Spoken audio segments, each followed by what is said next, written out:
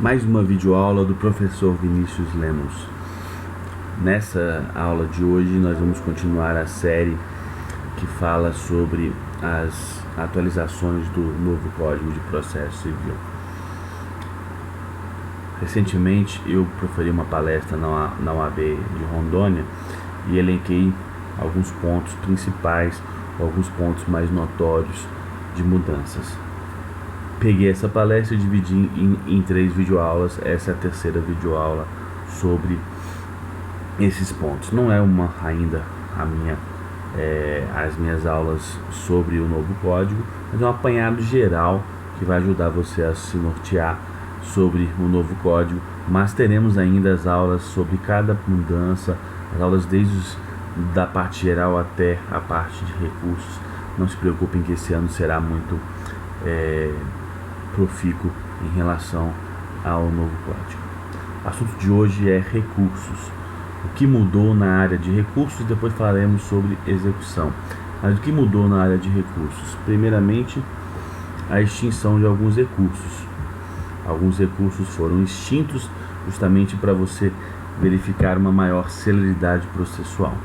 O primeiro recurso extinto aqui era um que já estava extinto pela sua inutilização processual, o agravo retido, constante no artigo 522, numa tentativa do legislador de fazê-lo como regra geral. Ele não era utilizado, ele era trocado sempre pelo agravo de instrumento, até pela sua ineficácia perante a decisão do juiz em si, sendo somente uma petição de impugnação. E hoje fica até melhor: todos os fatos que poderiam ser agravados retidamente serão rediscutidos ou poderão ser rediscutidos no recurso de apelação. Então aqui é um recurso que sai, na verdade não causa impacto para o estudante, mas não causa impacto porque não era utilizado. Aí aqui depois, agravos para destrancar recurso. O que é o destrancar recurso? Você entra com recurso e por algum motivo no seu juízo de admissibilidade, no juízo aquo, ou seja, o juiz da decisão recorrida, o recurso não sobe, ele para numa admissibilidade, num juízo de prelibação anterior, inicial, provisório, e aí você entra com recurso para fazer com que o recurso principal vá para o julgamento. Quais são esses recursos? O recurso do antigo 544, o recurso do 532 e o agravo de instrumento em apelação. Então são recursos que servia para fazer subir o recurso especial, para fazer subir o recurso extraordinário, para fazer dar seguimento aos embargos infringentes e para dar seguimento à apelação. Então aqui nós temos que o juízo de admissibilidade vai mudar, que nós falaremos daqui a pouco. Então esses recursos não terão mais existência no novo Código de Processo. Aí depois aqui o que eu acho que todos os alunos já falam e já me cobravam nas aulas anteriores: não tem embargos infringentes, para que estudar embargos infringentes? Realmente, os embargos infringentes, o recurso do 2A1 não caberá mais no novo Código de Processo. Porém, no texto final, no texto consolidado, incluíram uma substituição, o que eu vou chamar aqui embargos infringentes de ofício. É óbvio que é somente uma nomenclatura, a doutrina vai verificar qual seria esse incidente, mas tendo 2A1, terá um chamamento de mais julgadores para resolver essa demanda. Isso quer dizer, teve divergência, não se julga naquele dia e se chamam mais 2 julgadores, ou 2 no mínimo, mas a quantidade mínima para reverter a decisão. Então isso daqui a gente vai ter os chamados, que eu coloco aqui como embargos infringentes de ofício, para buscar com que já tenha dúvidas que não é um posicionamento pontual, e sim um posicionamento do tribunal em si. Aí aqui o agravo de instrumento, não que o agravo de instrumento vá ser extinto, mas o agravo de instrumento aqui, ele tinha uma regra geral, que era sempre que houvesse grave lesão ou difícil reparação.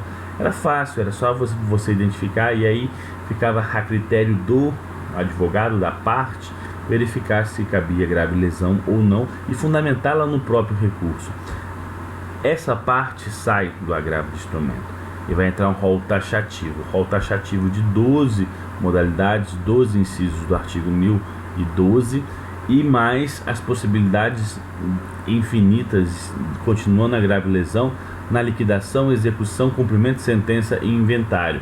Ou seja, terão várias regras para o agravo de instrumento e pior, teremos que decorar todas as regras do novo agravo de instrumento.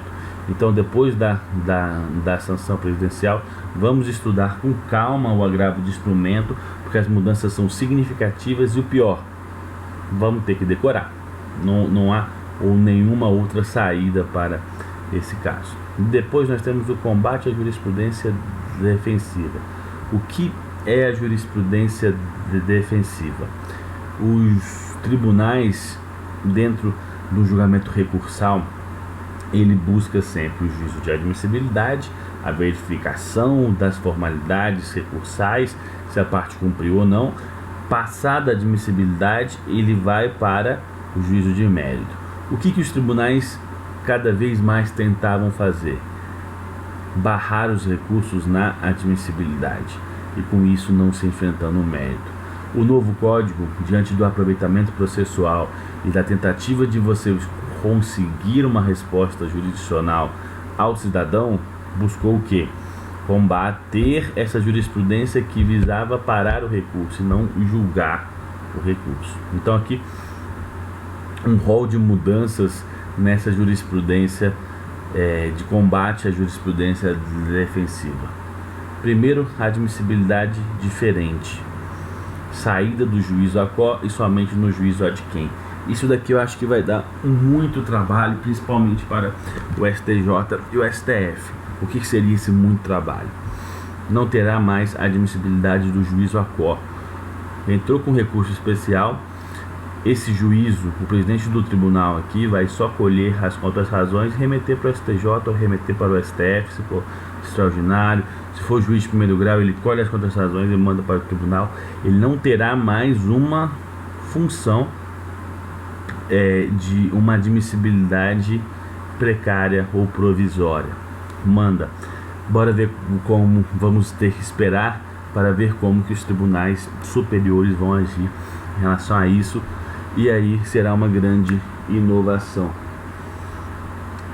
Depois, o artigo 930, parágrafo 1º, único, quer dizer, ele tem a possibilidade de complementação de erros. Então, qualquer erro que tiver na petição, nome, ou erro na formatação das custas, pagou as custas do processo errado, mudou o nome, terá a possibilidade de complementação.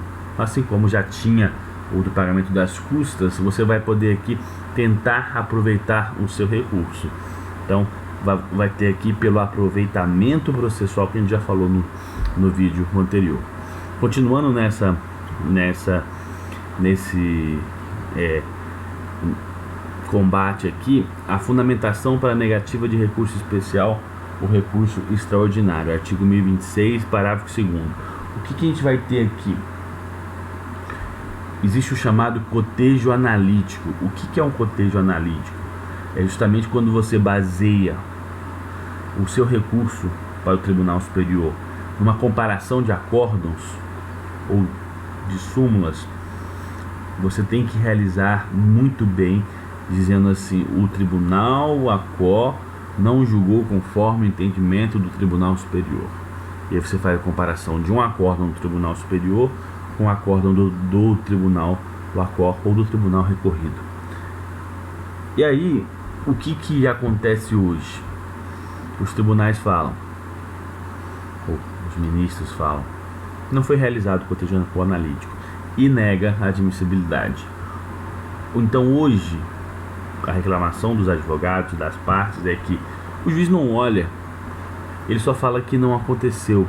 Mas na fundamentação ele vai ter que dizer assim: não aconteceu porque ele fundamentou com o acordo errado, ou não aconteceu porque ele não utilizou a súmula correta, não é a súmula tal, é a súmula tal, forçando com que ele justifique o porquê não tem o cotejo analítico,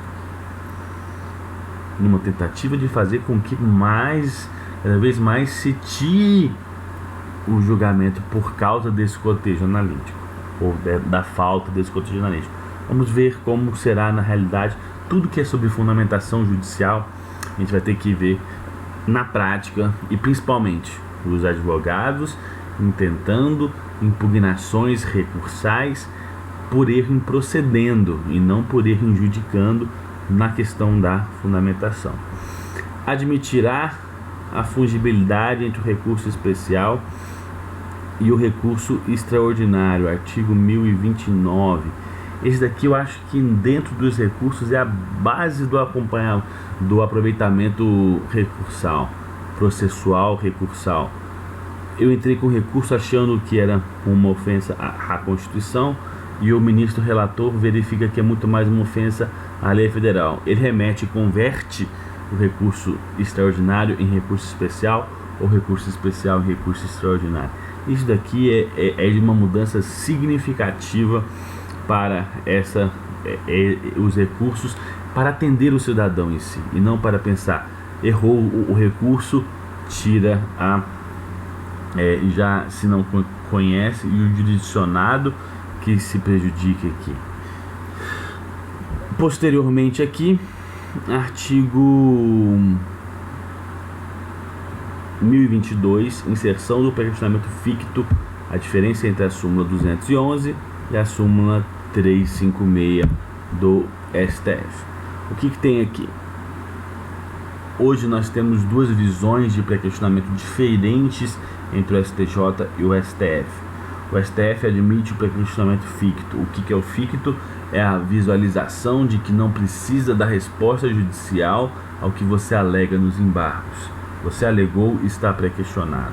O STJ entende que precisa alegar nos embargos e ter a resposta sobre o que você pediu na decisão judicial. E aí estaria feito o pré-questionamento.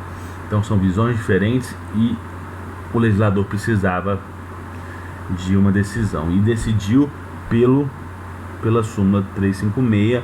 O pré-questionamento ficto é o correto, é o que será lei, positivado, e uma inovação que o pré-questionamento sai da doutrina e entra numa positivação mesmo na letra da lei.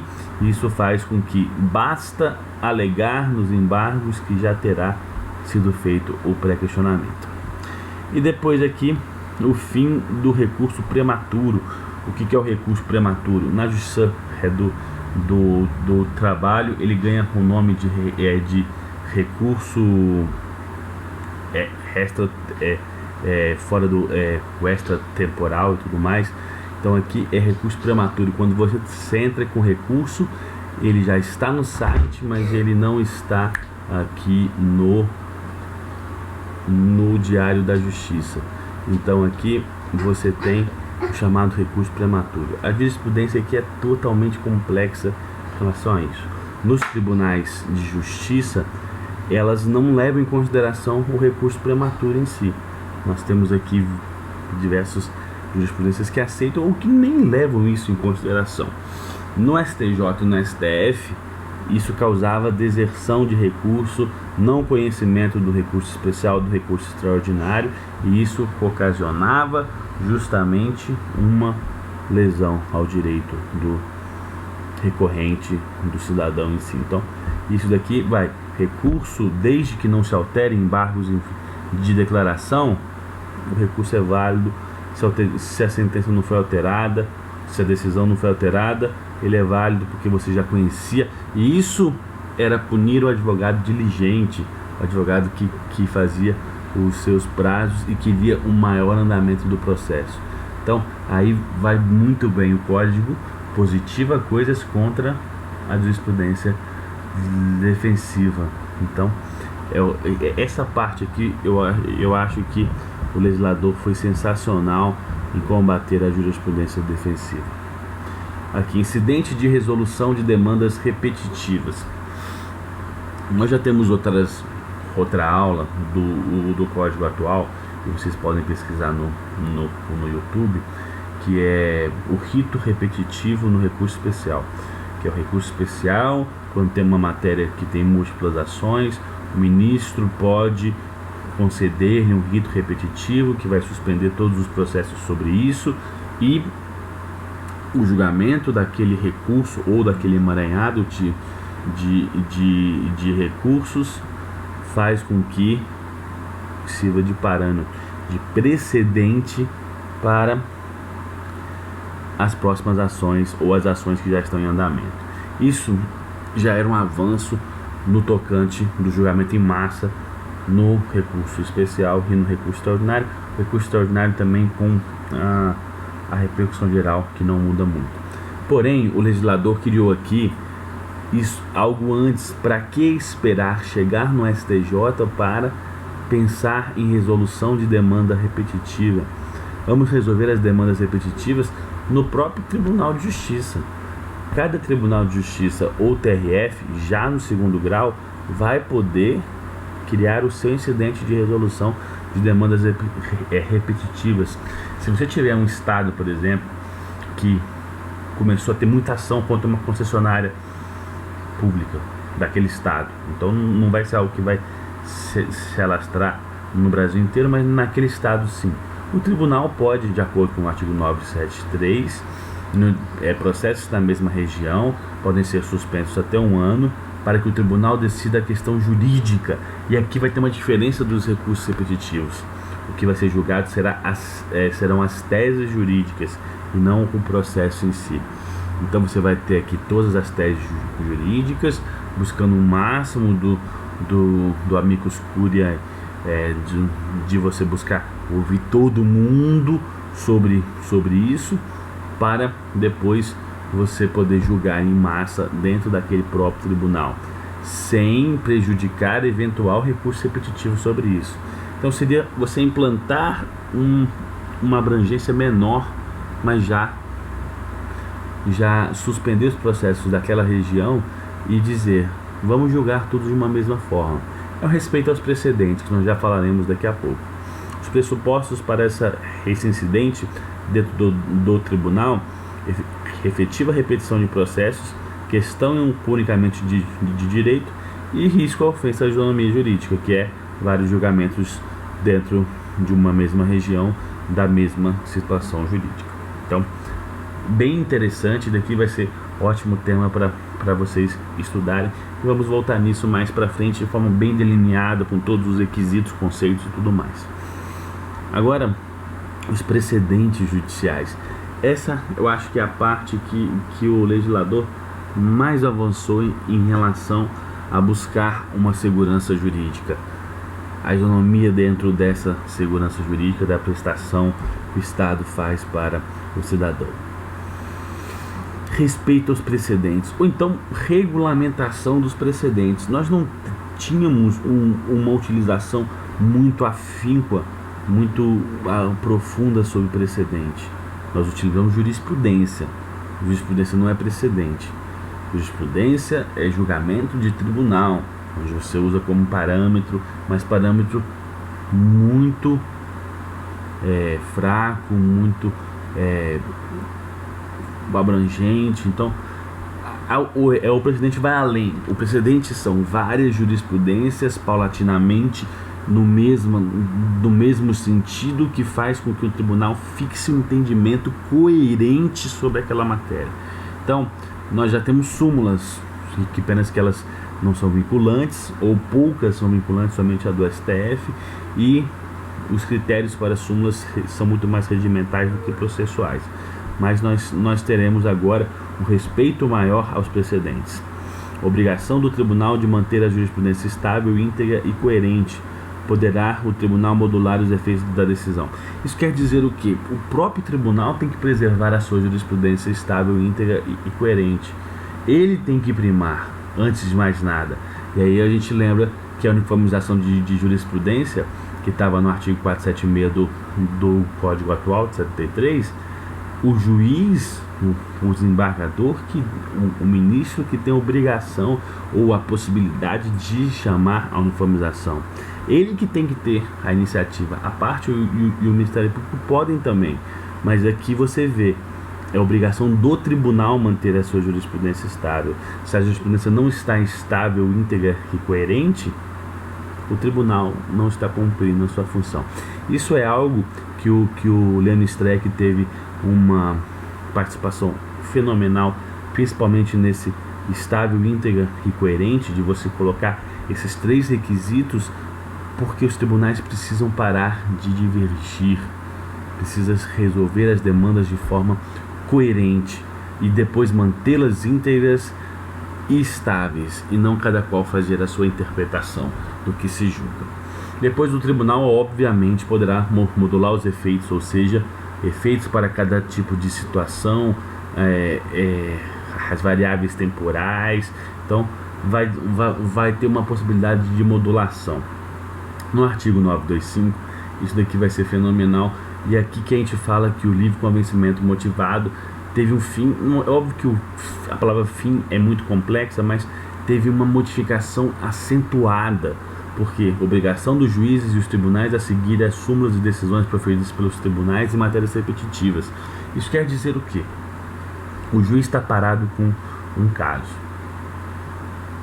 eles pegam uma súmula que fala sobre esse caso ou uma decisão em matéria repetitiva. Ele vai poder não seguir aquela decisão? Não, ele vai ter que seguir. Mas aí você tira o poder do juiz, que o juiz não é mais um julgador, ele é um mero repetidor de jurisprudência. Ele ser um mero repetidor de jurisprudência já seria muito melhor do que ele ser um julgador com sua consciência. Mas fora isso, vamos explicar o porquê. O juiz vai poder divergir da súmula e da decisão em matéria repetitiva? Pode. Existem as técnicas de superação de precedentes, que nós vamos estudar bem a fundo em próximas videoaulas. Nós temos aqui o distinguish e o overruling, que seria mais ou menos distinguir a matéria da ação para saber se enquadra ou não ao precedente exposto, ou a súmula, ou a decisão em si. E depois, superação, overruling, revogação do precedente. O juiz vai ter que pegar o precedente, dizer por que ele não concorda com o precedente, por que o precedente está ultrapassado e ele está superando o precedente. Ou seja, a fundamentação judicial vai ser basicamente também na lei, mas como o judiciário interpreta a lei, e um embate entre o juiz acó e o precedente em si. Não concorda com o precedente, vai ter que falar sobre o precedente. Hoje é muito fácil para o juiz, ele julga da maneira com que ele quer. O tribunal dele não concorda, ele nem se cita o tribunal, ele vai citar um outro tribunal que concorde. Ou seja, ele ignora o precedente, ele ignora a sua situação, justamente porque ele pode motivar da maneira com que ele queira. Ele vai poder julgar dentro de um direito que já está amparado. E se ele quiser julgar diferente, terá que motivar porque ele não está seguindo aquele precedente. Isso aqui vai alterar muito, e cuidado também. Toda fundamentação judicial errada caberá erro in procedendo. Faremos muito sobre essa possibilidade quando começarmos as videoaulas do novo código. Aqui, decisões em incidente de demandas repetitivas, recursos repetitivos ou assunção de competência. São as decisões em matérias repetitivas. Isso daqui que vai servir como precedente também. E aqui o código busca uma ênfase ao julgamento em massa, o que é algo fenomenal e que, bem utilizado, pode melhorar muito a vida judicial brasileira. Mal utilizado pode prejudicar também. Então é um remédio, basta saber como e em qual quantidade utilizar. Falando agora, para encerrar a aula, esses 2 pontos aqui: execução e cumprimento de sentença. O que mudou? Acho que a parte que menos mudou, mas mudou muita coisa. A gente vai falar sobre elas à medida do ano.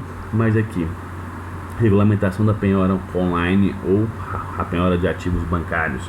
Isso daqui, o legislador pensou muito mais nos detalhes, como proferir penhorou, como é que se manifesta, o que pode ser manifestado. E aí o artigo 852, no parágrafo 3º, diz: quem sofreu a penhora tem 5 dias para dizer que essas quantias são impenhoráveis, salário e tudo mais, ou depois que remanescem disponibilidade excessiva de ativos financeiros. A velha discussão que ainda tem contas bloqueadas e o juiz diz que não tem, não leva nos autos nada que tenha ou não tenha. Então isso daqui também vai ser um fruto de um incidente dentro do processo. E aqui o juiz vai ter que se manifestar sobre isso e, se for cancelado, vai dar o prazo para a instituição financeira de 24 horas para a solução. E depois aqui, somente, daqui é uma parte interessante, o artigo 475J, que está na boca de todo advogado que mexe com o cível, porque ganhei, vou cumprir, ou não pagou em 15 dias a multa do artigo 475J. Agora será artigo 520, parágrafo 1º, não ocorrendo pagamento voluntário, o débito será acrescido de multa de 10%. E aqui uma controvérsia que foi desde 2005, quando cumpriu-se, até 2009, quando o STJ chegou no entendimento. Também já será incluído honorários de advogado pelo cumprimento de sentença de 10%. Ou seja, aquela discussão toda, se cabia ou não cabia, não terá. Já vai estar no texto o impacto disso. Já vai aplicar a multa de 10% sobre o valor e os honorários do cumprimento de sentença. Isso estipulados aqui de maneira positivada, letra de lei, bem mais fácil agora. Então, só para a gente encerrar aqui, um novo código, um novo momento. Nós vamos ter que estudar o código. O código não veio para mudar nossas vidas ou mudar a vida jurídica brasileira de uma forma ou outra drástica. O novo código veio para fazermos uma melhor prestação jurisdicional. Depende de cada um de nós. Um código ruim pode melhorar a vida do cidadão se bem utilizado, e um código excelente pode piorar a vida do cidadão se mal utilizado. Depende muito de como nós, operadores do direito, em todas as esferas, advogado, juiz, parte, promotor, defensor, serventuário, oficial de justiça, cartorário, todo mundo, estagiários, somos participantes do processo civil brasileiro.